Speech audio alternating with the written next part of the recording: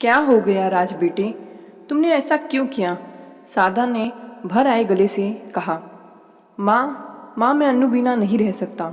मैं उससे बहुत प्यार करता हूँ और वह भी मुझसे बहुत प्यार करती है। राज ने हॉस्पिटल में बेड पर लेटे लेटे अर्धखुली आंखों से कहा। क्या बात है बेटे, खुलकर बताओ, कौन है ये अन्नू? माँ मुझे मर जाने दो प्लीज़, मैं आपके हाथ जोड़ता हूँ। अन्नू के बिना मैं एक पल भी नहीं रह सकता। मैं उसे बहुत चाहता हूँ और वह भी मेरे बिना मर जाएगी। राज रोते रोते बोला। अन्नू राज की क्लासमेट थी और 3 साल से उन दोनों में अफेयर चल रहा था। कई बार एक दूसरे के साथ जीने मरने की कसम खा चुके थे, परंतु होता वही जो खुदा को मंजूर होता। जैसे ही राज को खबर लगी कि अन्नू की सगाई कहीं और हो गई है, खुद को संभाल नहीं पाया। उसे लगा कि जैसे सब कुछ खत्म हो गया है, अब उसके जीवन में कुछ शेष नहीं बचा। मरना ही शेष था और वह मर जाना चाहता था। और इसी कारण उसने आज अपनी जीवन लीला समाप्त करने के लिए जहर पी लिया था। यह तो जीवन था उसका कि उसकी माँ ने समय रहते उसको देख लिया और उसको हॉस्पिटल पहुंचा दिया। ज़रा देर और हो जाती तो वो हमेशा के लिए भगवान को प्यारा हो जाता। राज हॉस्पिटल में बेहोश पड़ा था। शारदा बेड पर सिरहाने बैठकर राज के बालों में हाथ फेर रही थी और उसकी आंखों से झरझर आंसू बह रहे थे। वह समझ ही नहीं पा रही थी कि आज राज के साथ ऐसा क्या हुआ कि इतना बड़ा कदम उठा लिया था। कुछ समझ नहीं पा रही, वह बस राज के होश में आने का इंतजार कर रही थी। कुछ देर बाद राज कुछ होश में आने लगा था। शारदा उसका बेसब्री से इंतजार कर रही थी।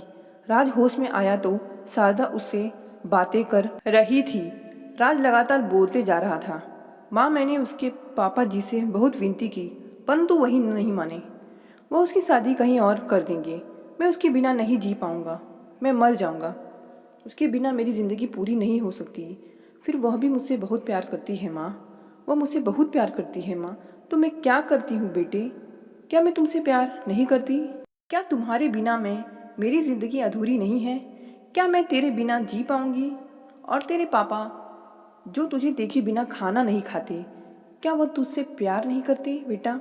बोलते बोलते शारदा आवेश में आ गई। अन्नू को कितने दिन से जानते हो? 2 या 3 साल। अरे हमें देख, हम तो तुझे तब से प्यार करते हैं जब तू इस दुनिया में भी नहीं आया था, और आज अन्नू ही तेरी सब कुछ हो गई है। तेरे जीवन पर हमारा कोई अधिकार नहीं है क्या? सिर्फ 3 साल में ही सारा अधिकार उसका हो गया। कितना स्वार्थी हो गया है। क्या तूने अपने माँ बाप के बारे में एक बार भी नहीं सोची? शारदा आवेश में थर थर कांपने लगी। ऐसा नहीं है माँ, रोते हुए बोला राज। अगर ऐसा नहीं है तो तूने प्रेम सीमा इतनी छोटी क्यों रखी? सिर्फ एक लड़की नहीं मिली तो जीवन लीला समाप्त करने चला था? एक बार भी नहीं सोचा कि तेरे जाने के बाद हमारा क्या होगा? क्या तेरा यह जीवन सिर्फ एक लड़की के लिए ही हुआ था? क्या एक लड़की के लिए ही तूने जन्म लिया था? क्या अपने माँ बाप के प्रति कोई दायित्व नहीं? क्या माता पिता से तुझे कोई प्यार नहीं? तूने एक बार भी नहीं सोचा कि तेरे जाने के बाद हमारा क्या होगा? माफ़ कर दो माँ, गलती हो गई। बेटा प्रेम का दायरा इतना छोटा नहीं है, बहुत बड़ा है।